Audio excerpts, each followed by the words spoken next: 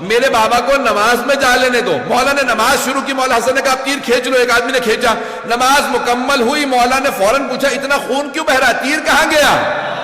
نہیں ہے مجمع. تو کہا آپ کے فرزند حسن مجتبیٰ نے کہا تھا نماز میں تیر کھینچنا. جب میرے بابا نماز میں ہوتے ہیں تو پھر دنیا سے کٹ جاتے ہیں, صرف خدا کے ساتھ ہوتے ہیں. خیال ہوتا ہے, میں تو خدا کے ساتھ کبھی بھی نہیں ہوتا ہوں, مجھے تو جو کچھ خیال آنا ہوتا ہے نماز ہی کے درمیان میں آتا ہے. تو یہ مولا کائنات کی نماز ہے. توجہ, مولا کائنات کی نماز ہے. تیر نکل جائے پتہ نہ چلے. توجہ, اگر مولا نافلہ ظہر پڑھ رہے ہو اور کوئی آنے کے بعد سائل سوال کرے, زکوٰۃ مانگے, تو پھر علی کو بھئی سب کہہ رہے ہیں کہ اس نے کتنی دفعہ کہا کوئی ہے نمازیوں جو راہ خدا میں کچھ دے؟ سب نے کہا نماز میں تو کیسے دے دے.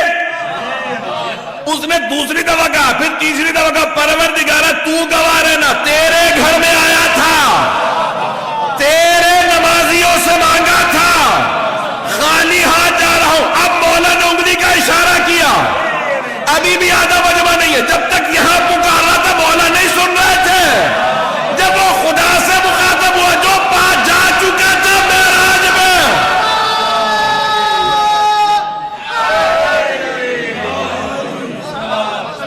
جو معراج پہ ہے وہاں سنی, یہاں پہ انگوٹھی دی.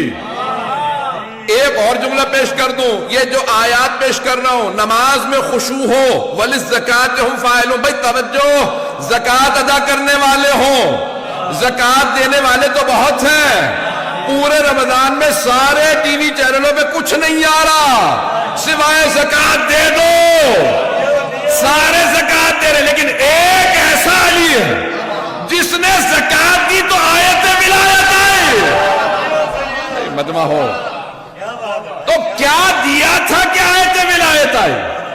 اگر مجمع ہو میرے ساتھ, خون جگر دے رہا ہوں, بھئی کیا دیا تھا کہ آیت ولایت آ گئی؟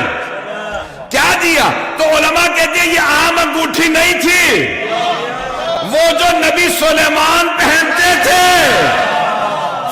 جن ان کے تخت کو اٹھاتے تھے, ان کی ساری حکومت انگوٹھی پہ چلتی تھی.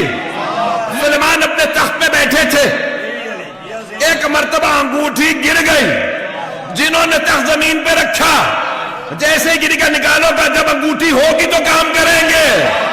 ایک مچھلی نے انگوٹھی نگلی لے گئی. اللہ نے آزمائش کرنی تھی, جناب سلیمان دھکے کھاتے رہے, پروردگارہ انگوٹھی کہاں ہے؟ نبی سلیمان انگوٹھی تلاش کرتے رہے, نہیں ہے مجمع. ایک گھر کے سامنے سے گزر رہے تھے, ایک لڑکی نے اپنی ماں سے یا باپ سے کہا بابا جان یہ کیسی مچھلی لائے؟ میں نے پیٹ کاٹا تو مچھلی کے پیٹ سے انگوٹھی نکلی. جناب سلیمان نے دستک دی, انگوٹھی دو.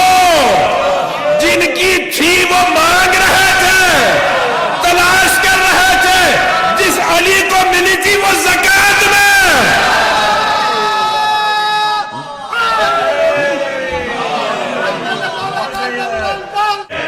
جو علی زکوٰۃ میں حکومت دے دے, سوچو کتنی بڑی حکومت ہوگی.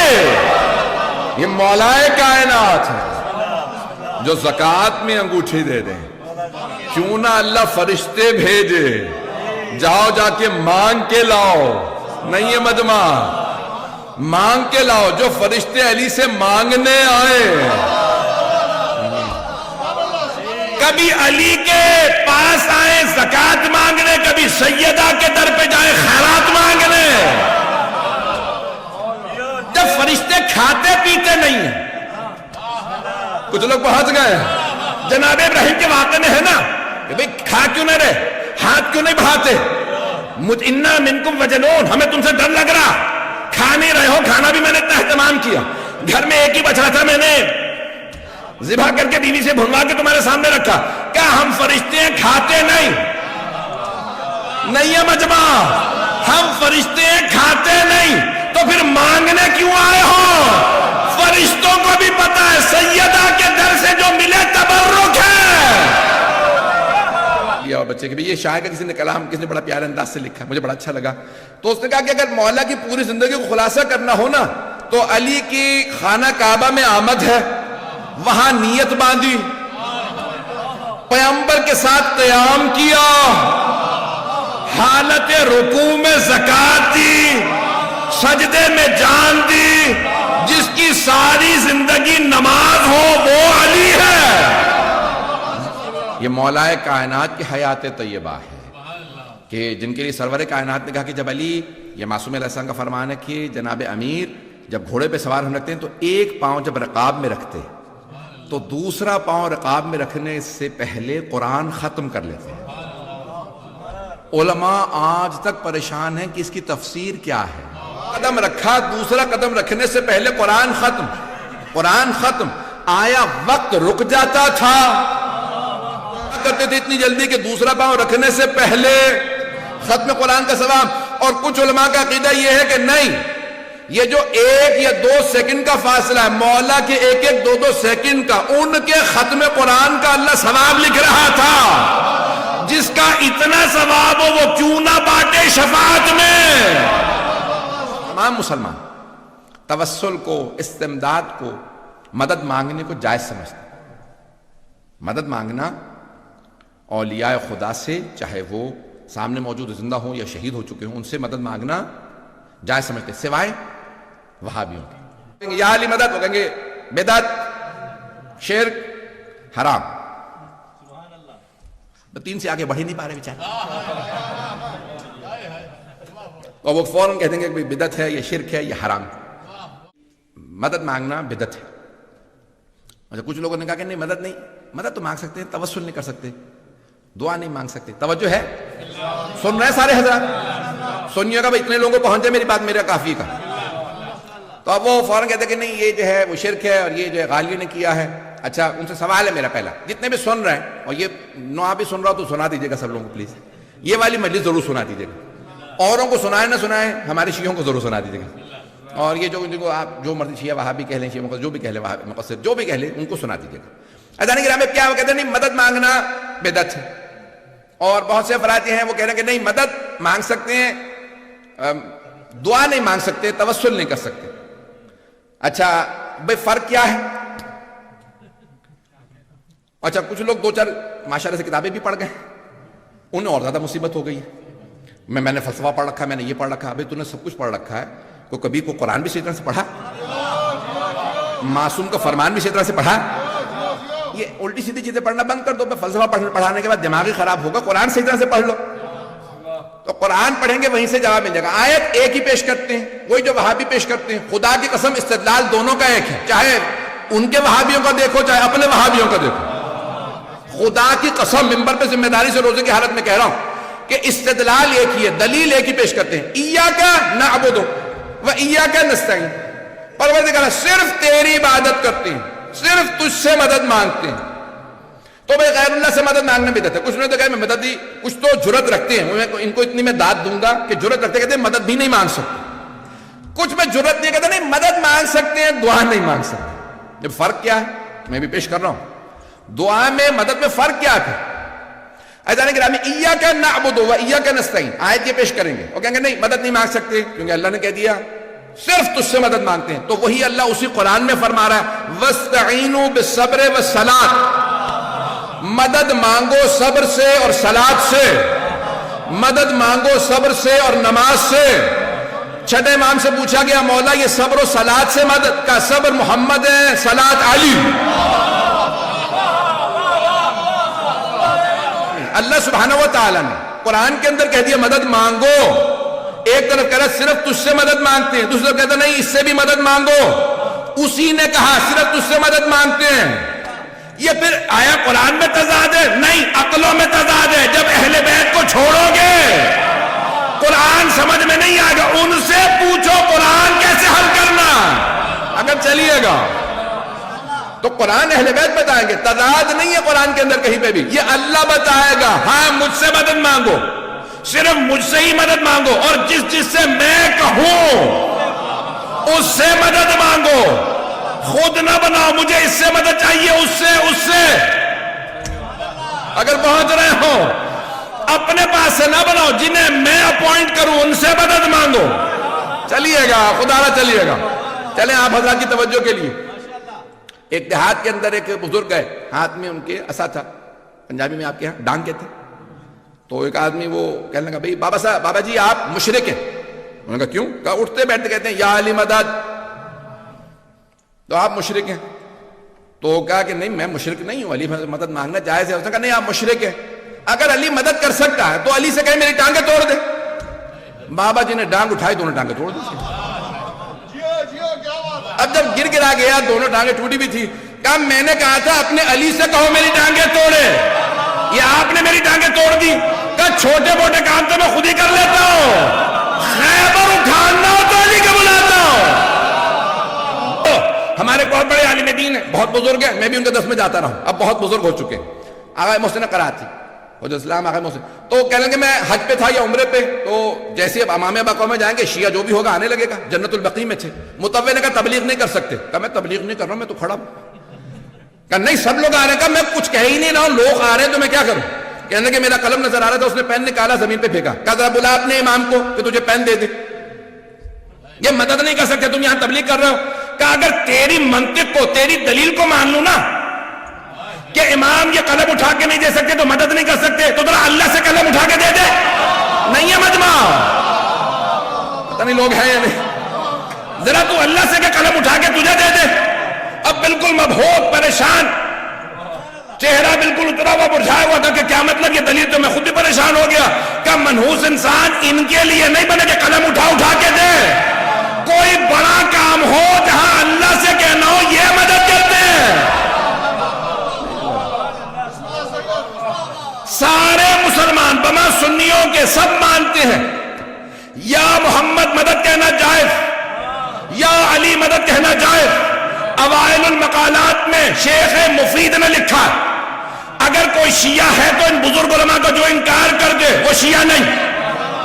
یہ جتنے بڑے بڑے بزرگ علماء، شیخ صدوق، شیخ مفید، سید مرتضی، شیخ طوسی، ان تمام نے لکھا یہ شیعہ مذہب ہے. اوائل المقالات میں شیخ مفید فرما گئے ائمہ کی قبروں پہ جانا، مدد مانگنا، دعائیں مانگنا یہ شیعہ مذہب ہے. کسی شیعہ عالم نے اس کی مخالفت نہیں کی سوائے مقصروں کے. انہوں نے لکھا، لفظ مقصر انہوں نے استعمال کیا. اب سمجھ میں آئی یہ کہاں سے آیا ہے. جانے کے نام یہ شیعہ عقیدہ ہے کہ آپ زری پہ جاتے ہیں، بڑے بڑے علماء جاتے ہیں، وہیں پہ دعا مانگتے ہیں. پتہ نہیں لوگ ہیں یا نہیں. تو فرق کیا ہے پھر اوروں میں اور ہم میں؟ کہ بھئی ہندوؤں میں پھر کیا فرق رہا؟ ٹی وی پہ ایک صاحب مجھ سے پوچھ رہے تھے کہ بھئی ہندوؤں میں پھر کیا فرق رہا، وہ بھی مانگتے ہیں ہم بھی مانگتے ہیں. تو بڑا فرق ہے. وہ خود بت بنا لیتے ہیں اور کہتے ہیں پروردگارا ہاں اولائے، یہ قرآن کی آیت ہے، تم بت پرستوں ہے میرے حبیب. اگر آپ بت پرستوں سے پوچھیں گے نا کہ یہ کیا ہے تو یہ نہیں کہیں گے ہمارے خدا ہیں. ہاں اولائے شفاعنا الی اللہ، یہ اللہ تک پہنچنے کے ہمارے شفیع ہیں، یہ سفارش کرتے ہیں. نہیں ہے مجمع. ایک بات واضح ہو گئی، وسیلے کو سب مانتے ہیں، مومن بھی مشرک بھی، لیکن فرق ہے کچھ خود ساختہ وسیلوں کو مانتے ہیں، کچھ خدا ساختہ وسیلوں کو مانتے ہیں. نہیں پہنچا سکا. کچھ خود ہی بنا لیتے کہتے پروردگارہ تو اسے مان لے. کچھ مسلمانوں نے بھی ایسے کیا، اسے بنا اسے بنا اسے بنا. کہا پروردگارہ ہم نے بنا لیا تو مان لے. اللہ نے کہا خبردار بنا کے نہ لاؤ، میں جسے بناؤں اسے مانو. ائمہ علیہ السلام کی سیرت میں دیکھ لیجئے، ہر جگہ پہ ملتا ہے. اور سرور کائنات کی صحیح السند حدیث ہے کیا فرماتے ہیں، کہا کہ جو بھی میری زیارت کے لیے اچھا یہ تو اہل سنت کی بھی سن لیجئے کہ خود جامع ترمذی کے اندر دوسری روایت بھی پیش کروں گا، من زارنی بعد مماتی کمن زارنی فی حیاتی، جو میرے مرنے کے بعد میری زیارت کے لیے بالکل ایسا جیسے زندگی میں زیارت کی ہو. کہا تم میں سے جو میری قبر مطہر پہ آئے، میں قبر مطہر کہہ رہا، جو میری قبر پہ آئے مجھے آ کے سلام کرے، میں سلام سنتا ہوں. لاکھوں لوگ ایک وقت میں حج میں آ کے کہہ رہے السلام علیکہ یا نبی اللہ، آپ فرماتے ہیں سب کا سلام سنتا ہوں. اور اگر کوئی بعید ہو تب بھی مجھے پہنچتا ہے. نہیں ہے مجمع، تب بھی مجھے سلام پہنچتا ہے. بات پہنچ رہی ہے ذہن گرامی کا سلام سنتا ہوں. اور اگر آپ امام رضا کی زیارت کے لیے گئے ہوں تو آپ نے اذن دخول پڑھا ہوگا. حرم میں جانے سے پہلے اذن دخول لگا رکھا ایرانیوں نے، علماء نے. توجہ، وہ جو کہتے نہیں ان کا نظریہ ہمارے والا، تو ان سے کہو وہ اس نے دخول اتار دے، یا ان سے کہو اس نے دخول اتار دے، یا تم اپنا عقیدہ بدل لو. نہیں ہے مجمع بہت پریشان ہے.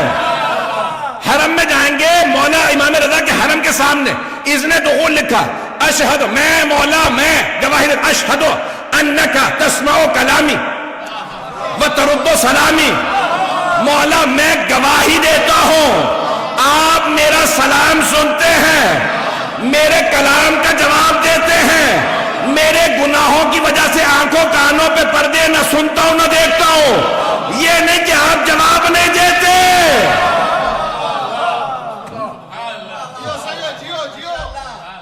بدلنا پڑے گا نا تو قرآن بدلو، حدیث بدلو، زیارات بدلو، سب بدلو، نہیں تو پھر سب مانو.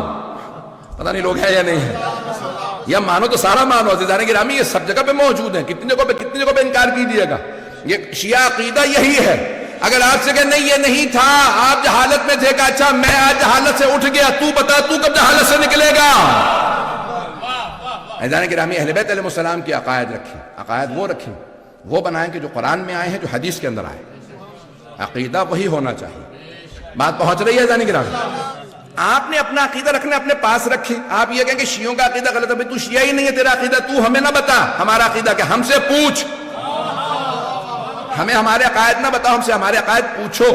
میں انشاءاللہ کل جاری رکھوں گا، وقت تمام ہو چکا، خدا کی قسم بہت سی چیزیں اس وقت ذہن میں تھی جو میں بیان کرنا چاہتا تھا. اب انشاءاللہ کل جاری رکھوں گا اسی موضوع کو بھی، اور بہت سے اور میں مطالب ذہن میں لے کے آیا تھا، میں مکمل نہیں کر سکا، نہ مولا کے خطبے سے، نہ نہج بلاغہ سے، اور نہ چند ایک مولا کے دشمنوں سے متعلق.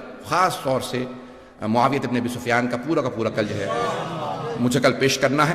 اور اگر میں ایک جملہ یہاں پہ کہہ دوں کہ اگر کوئی معاویہ کا دفاع کرتا، میں جملہ سن لیجئے گا، لکھ لیجئے اسے، میں کل پڑھوں گا انشاءاللہ. اگر کوئی معاویہ کا دفاع کرتا، شیعہ تو دور کی بات ہے، وہ اہل بیت کا دشمن میں اسے مانتا ہوں. اگر اہل سنت سے بھی کوئی دفاع کرے معاویہ کا، وہ اہل بیت کا دشمن ہے، یا اسے جہالت کی وجہ سے پتہ نہیں معاویہ نے کیا کچھ کیا، اور اگر پتہ ہے تو وہ دشمن ہے اہل بیت سے اگر معاویہ کا دفاع کرے. میں انشاءاللہ کل یہ پورا پڑھوں گا. میں آج پڑھنا چاہتا تھا لیکن آج میں مکمل نہیں کر سکا. عزیزان گرامی کل انشاءاللہ جاری رکھوں گا. میں جانتا ہوں میرے بہت سے برادر سن رہے ہیں، بہت سے اہل سنت مجھ سے آگے کہا کہ ہمیں یہ چیزیں نہیں پتہ تھی. ہمارے بعض شیعہ ایسے ہیں کہ جو بعض جو کہہ رہے ہیں نہ پڑھیں کچھ نہ کہو، سنی ہم سے کہہ رہے ہیں یہ پڑھیں ہمیں نہیں معلوم. لاکھوں ہزاروں کی تعداد میں اہل سنت جو ہیں وہ شیعہ جو نہیں ہوئے وہ بھی نہیں، جو کہتے ہیں ہم سنی ہی ہیں لیکن ہم جاننا چاہتے ہیں کیا ہوا، ہمیں نہیں بتایا گیا کہ کیا کچھ کس کے ساتھ زیادتیاں، کس کے ساتھ ظلم ہوا ہے. نہیں پتا تھا ہمیں کہ امام حسن حسین کے قاتل ہیں باپ بیٹا معاویہ یزید. عزیزان گرامی جناب امیر آج بھی مظلوم ہے.